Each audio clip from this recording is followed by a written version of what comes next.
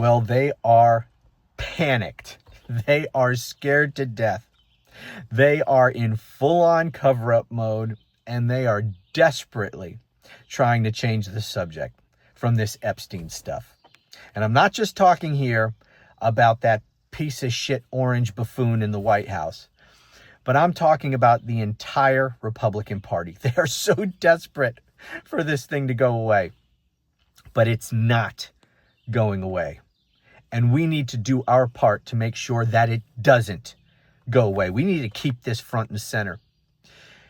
And now, I'm sure you've heard this by now, Republicans are on record supporting a cover-up. There was an amendment, a Democratic amendment in the House Rules Committee that would have required the release of the Epstein documents. And every single Republican on that committee, except I think one person, voted against that amendment. In other words, they voted to keep the Epstein files secret.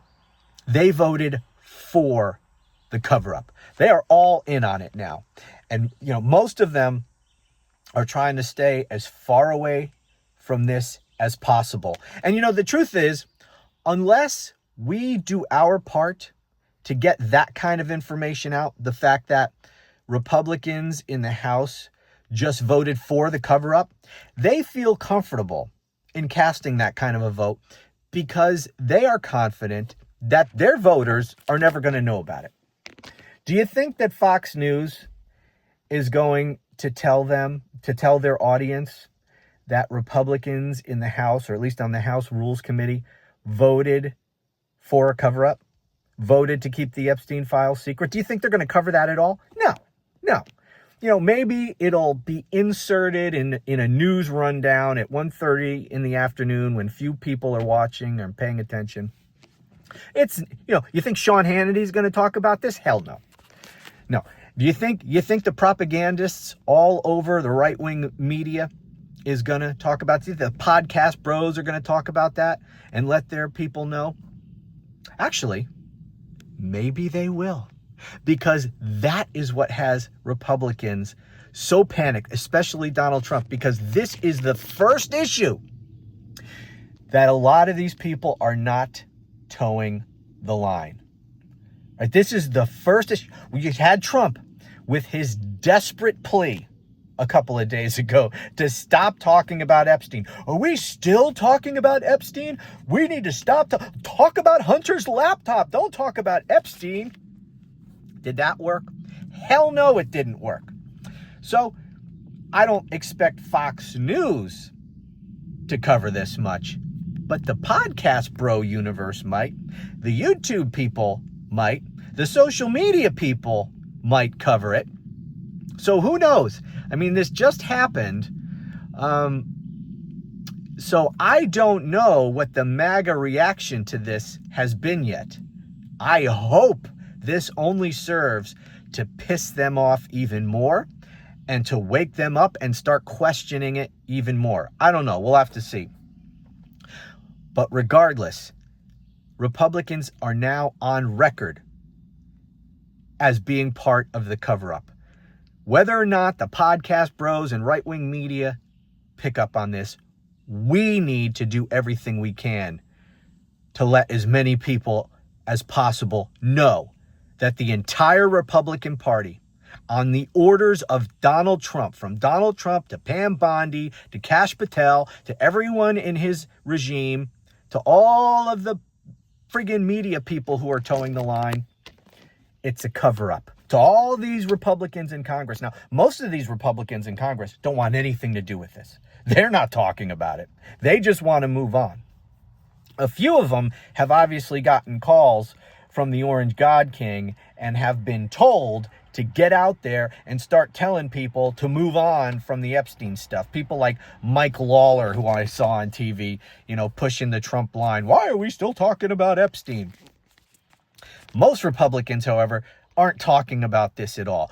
We need to tie this around their necks. We need to not let this go. Do not give in to temptation to let your focus be diverted by anything else. And I know there's a lot to talk about. There's a lot bad going on in the country right now. All these things that this, Trump's own personal military, domestic military, ICE, because that's their purpose now, to be Trump's personal military. All the shit that they're doing, alligator, Alcatraz, all the stuff that's going on. It's horrible, and we need to talk about it. But we need not let that take the focus off of Epstein. Because, I saw someone, a big social media account who is vehemently anti-Trump, posted yesterday, saying, I'm sick of talking about Epstein. We need to move on from this. What we need to be talking about what's going on, all the abuses in Alligator, Alcatraz, people being kidnapped off the street, held without due process, all the things that ICE is doing, on and on and on. And as bad as all of those things are, it would be political malpractice at this point in time to let our attention be diverted by anything from Epstein. Those things, as bad as they are, unfortunately, those things aren't going away. And we can still talk about those, but not lose focus. The Epstein issue needs to be front and center. And the reason is very simple. There has been nothing in the last 10 years that has begun, as this issue has done, to drive a wedge between Trump and his cult followers, like this Epstein issue. And I believe there is a lot more damage that can be done. Now is not the time to lose focus. And the thing is, as bad as all those other things are, you're not going to convince anybody with those things. People who oppose all that, or would oppose it, they already opposed Donald Trump. Okay, so in a way, you just be preaching to the choir. Not that we should ignore those things. We definitely should not. But politically, you're not going to convince anyone who already is convinced that Donald Trump is a piece of shit that needs to go. In fact, you will be doing exactly what Donald Trump wants you to do if you talk about anything other than Epstein. And especially, like, if you talk about these ICE thugs, like, say, for example, maybe right now there's a video being made of some ICE thug stomping the skull of some, poor migrant that they're detaining and they're going to lock up and hold without due process. As bad as that is, and if something like that, comes out today, the temptation may be to put all our focus on that. The problem is, we will all be up in arms. Most normal people would be. But everyone who would be up in arms already opposed Trump and everything he's doing. The cult, however, will love it.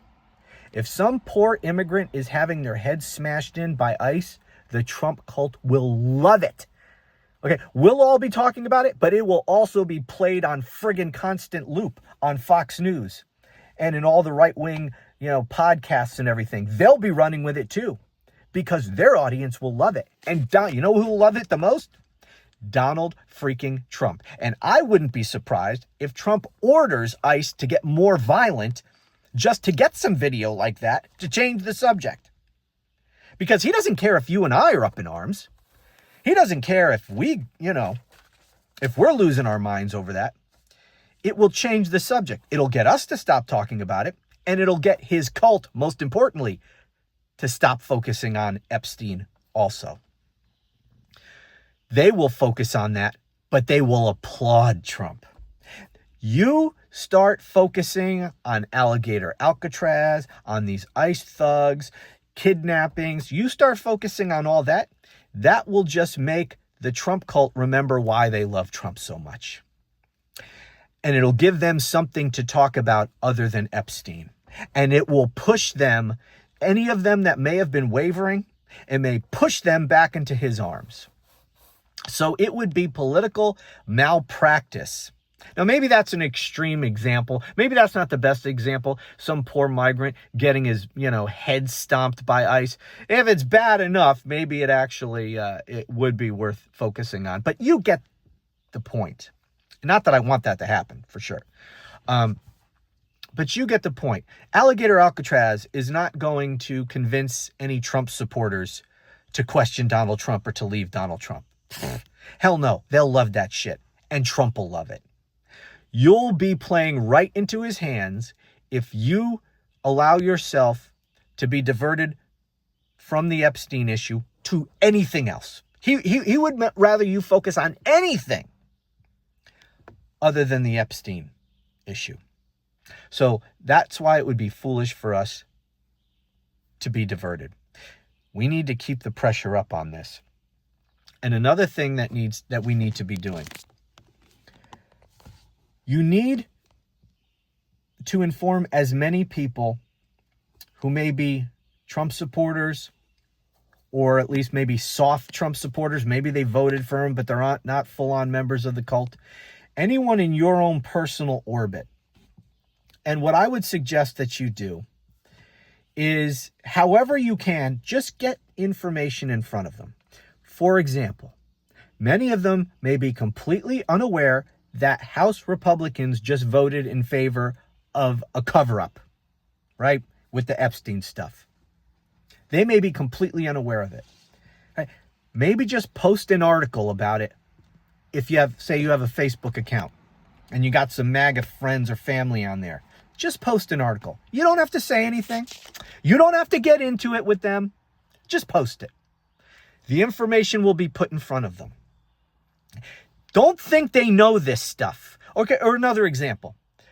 It just came out that inflation rose in June. Do you think your Trump cultist friends and family, or even just people, like I said, who may not be full-on members of the cult but voted for Trump and, support him kind of, but who watch Fox News and stuff like that, do you think they're going to be told that inflation rose in June? Hell no. It doesn't fit their narrative. These people won't get that information, right? They do not consume sources of information who will tell them that.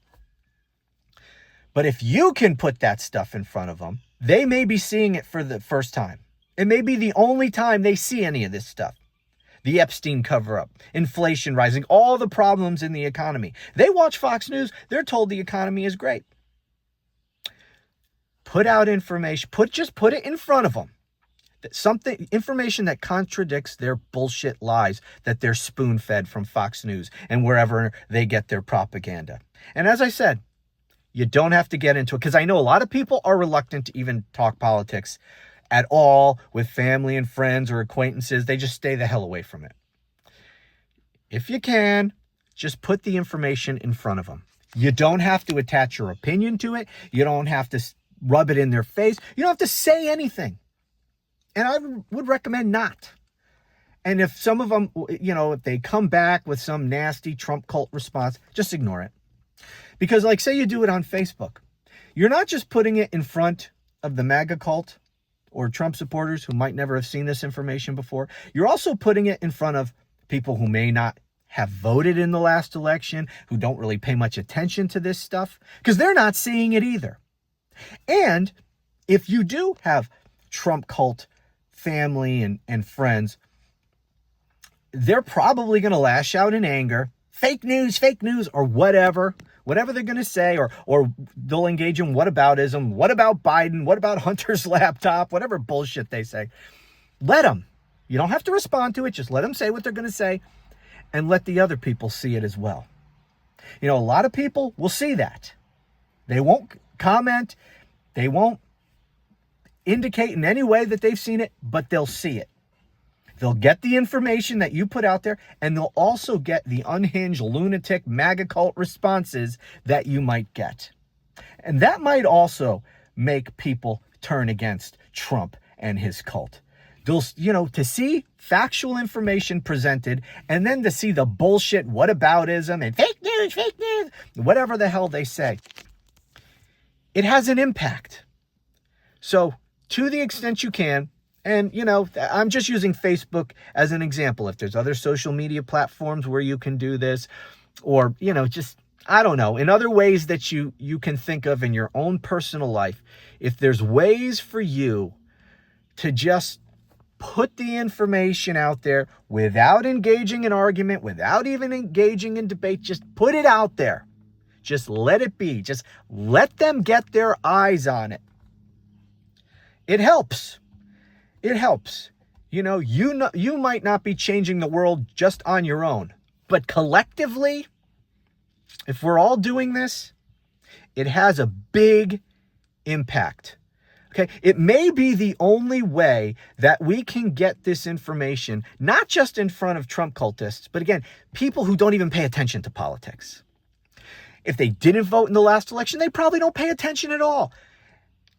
And you and I might not be able to relate to these people. How can they not pay attention? Trust me, there's tens of millions of people out there who are completely oblivious to all this stuff. And you getting it in front of them in whatever way you can may be the only way this information is ever put in front of them.